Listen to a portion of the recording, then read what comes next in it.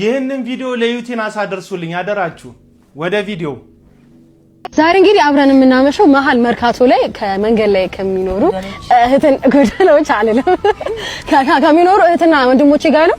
ዛሬ ታሪካቸውን እናወራለን፣ እንጫወታለን። አማራ ክልል ከአዊ ዞኖች አግኝ ከአዊ ካረር ጎጃም ከሀገር ራሱ የወጣው ለምን ነው?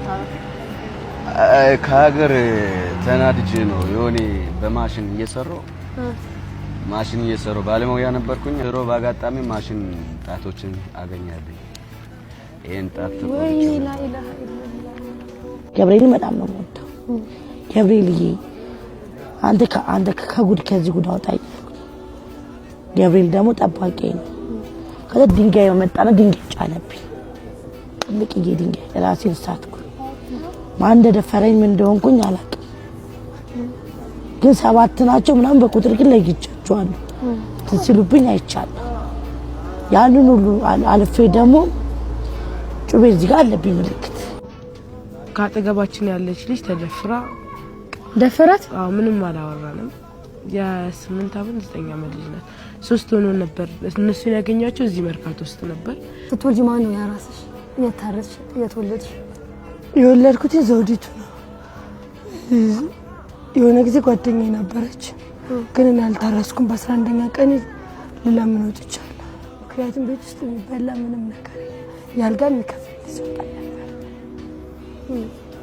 ከዛ የኖርኩ ምናምን አባቴ እሷ ሆነሽ ምናምን ፍቺው ምናምን ሲሉኝ እኔ አልሰማችሁም ብዬ ከሱ ጋር ሆኜ እየኖርኩኝ ከዛ አጋጣሚ ወለድኩኝ በኋላ ልጄ ሞተብኝ። ልጄ ከሞተ በኋላ እሱ ተቶኝ ሄደ ማለት ነው አክም ቤት ወደ ምናበራበት ነው ወደ ምን በላበት ቦታ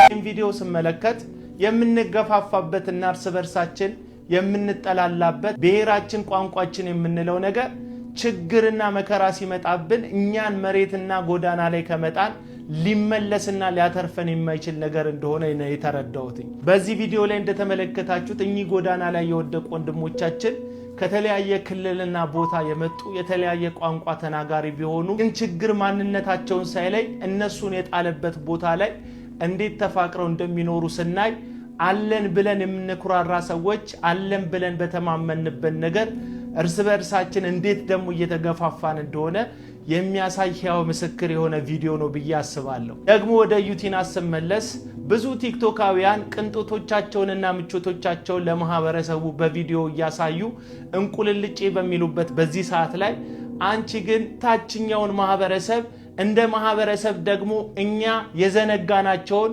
መዘንጋት ብቻ አይደለም ከህይወታችን ምዕራፍ ገንጥለንና ቀደን ያወጣናቸውን እኚህን ጎዳና ላይ ያሉ ወንድሞቻችንን ያሰብሽበትና አብረሻቸው ልትሆኚ ያሳየሽበትን መንገድ ሳላደንቅ አላልፍም። ተጽዕኖ ፈጣሪ የሆናችሁ ቲክቶካውያን ቅንጦቶቻችሁና ምቾቶቻችሁን ብቻ እያሳያችሁ እንቁልልጬ ከምትሉን አልፎ አልፎ ደግሞ ማህበረሰቡ የዘነጋውን የረሳውን ታችኛውን ሰፈር እየሄዳችሁ አይዟችሁ አለንላችሁ እናንተ ሞደቃችሁ የኛም ሞደቅ ነው የናንተ መንዘንጋት የኛም መንዘንጋት ነው ብላችሁ ከፋልን ብሎ በሚያስበው ማህበረሰብና ዝቃሉ ተብሎ በሚታሰቡት ማህበረሰቦች መካከል ድልድይ የመሆን ስራ ሰርታችሁ እኚህን የዘነጋናቸውን ወንድሞቻችን ምናነሳበትና ምንተባበርበትን እድል እንድትፈጥሩልን በዛ ደግሞ እነሱና እነሱ ብቻ የሚጠቀሙበትን መንገድ እንድታመቻቹልን ከወዲሁ ጥሪ ያቀርባለሁ።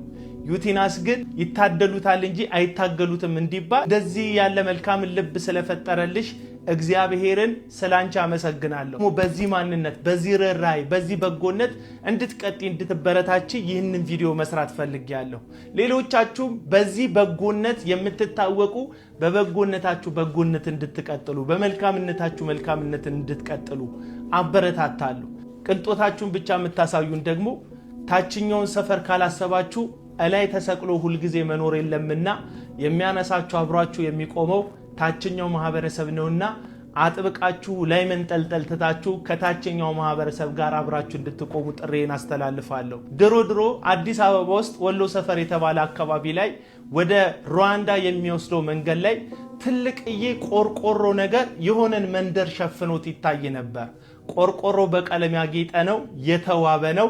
ነገር ግን እዛ አካባቢ አስፋልት ዳር ላይ የቆመው እንዳይታይ የሚፈለግ ሰፈር ስለነበረ ሰፈሩን ለመደበቅ ነው እንጂ ራሱን ችሎ ውበት እንዲሰጥ ታስቦ አልነበረም ሰፈሩ ላይ የቆመው ያቆርቆሮ አሁንም በዚህ ዘመን ላይ እንደዛ ይመስለኛል ትልቅዬ የማህበረሰብ ቆርቆሮች በተለይ ደግሞ በሶሻል ሚዲያ ላይ ውበትን ጥሩን ብቻ በማሳየት ግን እነዛ የደበቅናቸው ማህበረሰቦችን ለመከለል ሆን ተብሎ ታስቦ የሚሰራ ስራ ስላለ እነዛን ሰዎች እየለወጥን ውበቱን ከውጭም ከውስጥም እንድናደርገው እንደ ማህበረሰብ እንደ ሀገር ጥሪ ያስተላልፋለሁ ዩቲናስ በርቺልኝ እግዚአብሔር ካንቺ ጋር ይሁን